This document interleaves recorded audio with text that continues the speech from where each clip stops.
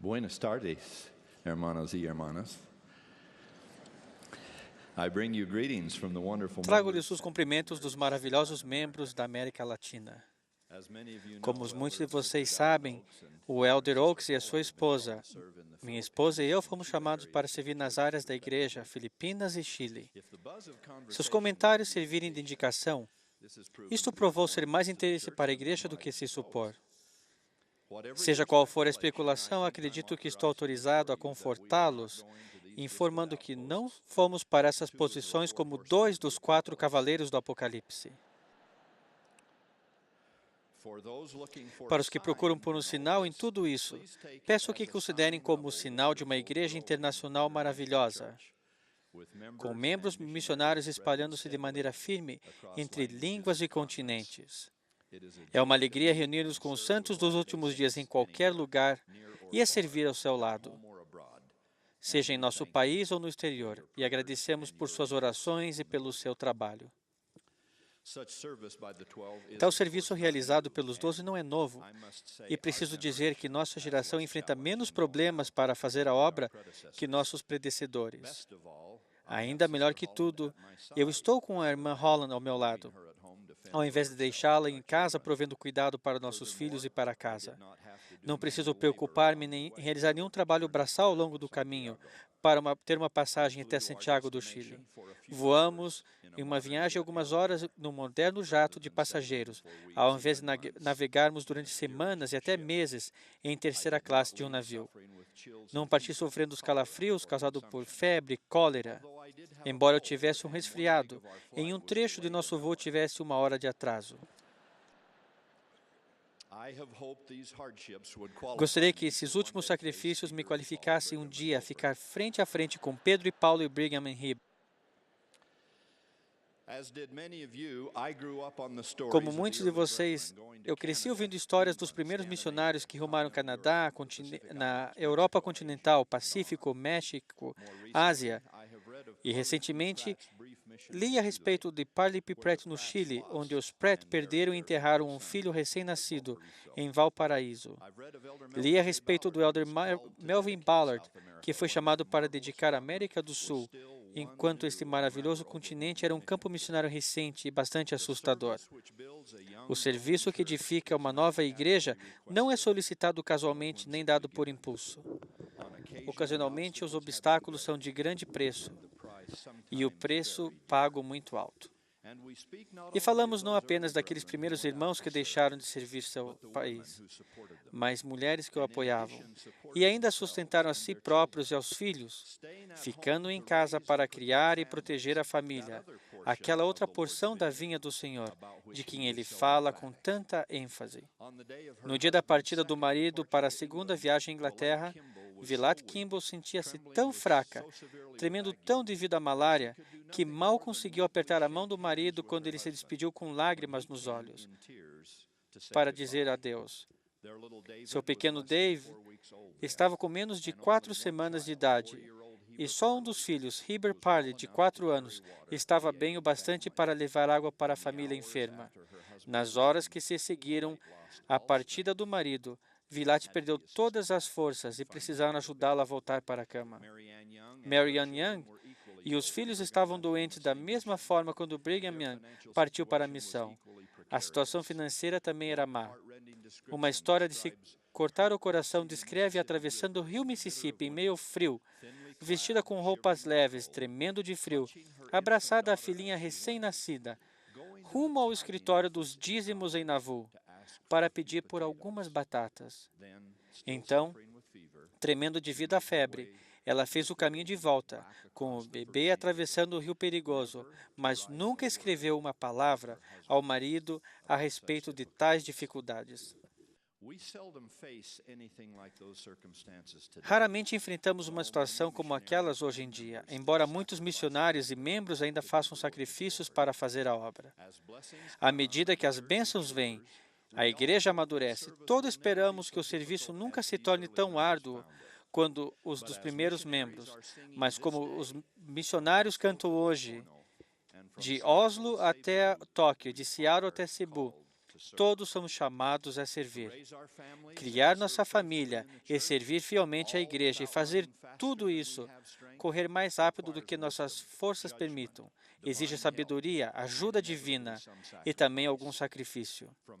Desde Adão até agora, a verdadeira fé no Senhor Jesus Cristo tem sido sempre ligada ao sacrifício, onde nosso pequeno dom é um eco simbólico de sua oferta majestosa.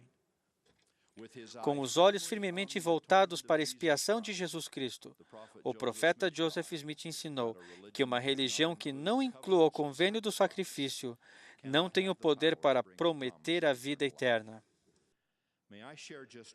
Gostaria de citar apenas um exemplo que inclui tanto o desafio quanto as bênçãos do nosso chamado a servir. Uma irmã maravilhosa disse recentemente a um amigo: "Deixe-me contar-lhe a respeito do momento em que parei de ficar ressentida com o tempo que meu marido depende como bispo e com o seu sacrifício.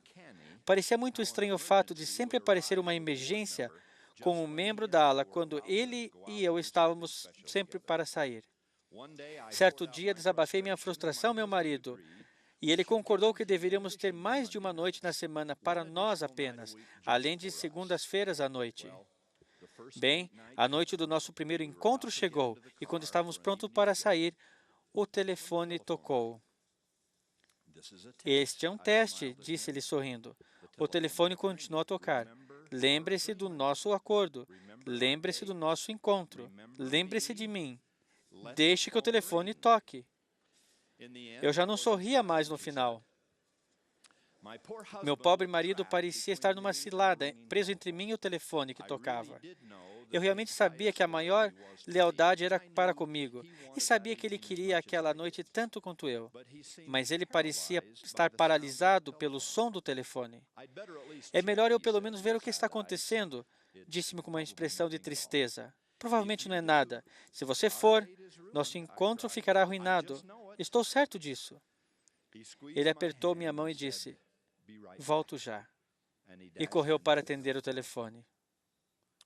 Bem, quando meu marido não voltou imediatamente para o carro, eu sabia o que estava acontecendo. Saí do carro, ela disse, entrei em casa e fui para a cama. Na manhã seguinte, ele desculpou-se docilmente e eu respondi, ainda mais docilmente, que aceitava as desculpas. E isso acabou, o assunto acabou ali. Era o que eu pensava, mas percebi que o acontecimento ainda me incomodava semanas mais tarde. Não culpava meu marido, mas estava decepcionada. O ocorrido ainda estava aceso em minha memória, quando me encontrei com uma mulher que pertencia a ela, que mal a conhecia, e com hesitação ela pediu para conversar comigo. Contou-me então que havia se apaixonado por um outro homem, que parecia encher de emoções a vida que levava, com um marido que trabalhava e que frequentava a universidade em período integral. Seu apartamento parecia uma cela. Tinham filhos pequenos que exigiam demais dela. Eles eram muito barulhentos. E disse-lhe, fiquei seriamente tentada a abandonar o que eu considerava ser um estado deplorável e seguir com esse homem. Minha situação era tal que acreditava merecer mais do que eu possuía. Minha racionalização persuadiu-me a achar que eu poderia abandonar meu marido, meus filhos, meus convênios no templo e minha igreja, e encontrar felicidade com um estranho. Ela prosseguiu, estava tudo planejado e combinada a hora da minha fuga. Ainda assim, como que em um último momento de lucidez, minha consciência fez com que eu ligasse para o seu marido, meu bispo. Digo consciência, mas eu sabia que era uma inspiração vinda direta do céu. Telefonei quase contra minha vontade. O telefone tocou, tocou e tocou. Meu estado de espírito era tal que pensei, se o bispo não atender, será um sinal que devo prosseguir com o meu plano.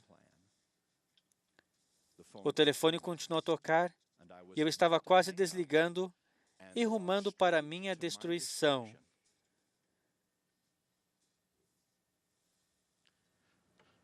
Quando de súbito ouvi a voz do seu marido. Ela penetrou na minha alma como um raio. Repentinamente, eu vi-me dizer por entre soluços: Bispo, é o Senhor? Estou com problemas. Preciso da sua ajuda. Seu marido trouxe a ajuda que eu precisava. E estou segura hoje porque ele atendeu o telefone naquela noite. Ao lembrar-me disso, vejo que eu estava cansada, fui tola e vulnerável. Amo meu marido e meus filhos de todo o coração. Não consigo imaginar a tragédia que seria viver sem eles. Nossa família ainda está passando por momentos difíceis. Sei que todo mundo passa, mas nós já cuidamos de alguns desses problemas e as coisas estão melhores. Elas sempre melhoram. Então ela disse: Não a conheço bem, mas quero agradecer-lhe pelo apoio que dá ao seu marido em seu chamado. Não sei quanto ele está lhe custando, ou a seus filhos tal serviço. Mas se algum dia difícil o custo pessoal é muito alto, quero que saiba que a minha eterna gratidão pelo sacrifício de pessoas como você fazem para ajudar a socorrer pessoas como eu. Irmãos e irmãs, quero que entendam que sou alguém que prega enfaticamente a expectativa da administração simples, mais realista de que nossos bispos e nossos líderes podem fazer. Sinto a ampla gama das exigências cívicas e profissionais. Abandonarem o lar onde seus filhos estão sendo criados, entre os problemas mais graves da nossa sociedade. E por ser inflexível quanto ao fato de que a esposa e filhos merecem um período sagrado e exclusivo como o pai e o marido, 9 entre 10 vezes eu concordaria com aquela esposa quando disse ao marido que não atendesse o telefone. Mas, ao meu modo, estou tão grato quando aquela jovem, por aquele momento, e esse bom homem ter seguido a inspiração do Espírito e atendido ao seu chamado, neste caso, literalmente, a seu chamado a servir. Testifico a respeito do lar, da família e do casamento, as possessões humanas mais preciosas da vida. Testifico sobre a necessidade de protegê-las, preservá-las, enquanto encontramos tempos para servir fielmente na igreja. Naqueles momentos em que espero serem raros, em que se parece existir um conflito, quando surge uma crise de uma hora, um dia ou uma noite, em que a inspiração vinda do Espírito exige nossa atenção. Nestas situações, presto homenagem a toda esposa que já se sentou sozinha à mesa enquanto o jantar esfriou. A todo marido que preparou o seu próprio jantar, ou que o deve ter esfriado, só pelo fato de se saber que a preparou. E a todo filho que ficou decepcionado por ter que adiar um acampamento ou um jogo que o pai ou a mãe teve que perder. E espero que isso não aconteça com frequência. Presto homenagem a todo o presidente de missão e a sua esposa e filhos, a todo o casal aposentado chamado para servir com eles, e a todos os outros que por algum tempo irão perder nascimentos, batismos, casamentos, funerais, experiências com a família, em resposta ao chamado a servir. Agradeço a todos os que, em circunstâncias desafiadoras, por toda a igreja, fazem o melhor que podem para edificar o reino de Deus. Testifico do sacrifício e do serviço do Senhor Jesus Cristo, que deu tudo por nós, e que nesse espírito de dar de si disse: segue-me tu. Se alguém me serve, siga-me. E ele disse: e onde eu estiver, ali estará também o meu servo. E se alguém me servir, meu Pai honrará. Tal serviço acarretará decisões desafiadoras sobre como equilibrar prioridades e sobre a melhor forma de sermos os discípulos que Ele espera que sejamos. Sou grato a Ele por sua orientação divina em nos ajudar a tomar decisões e ajudar-nos a encontrar o caminho correto. Sou grato a Ele que tomou sobre si nossas enfermidades, nossas dores, levou sobre si, em nome de Jesus Cristo. Amém.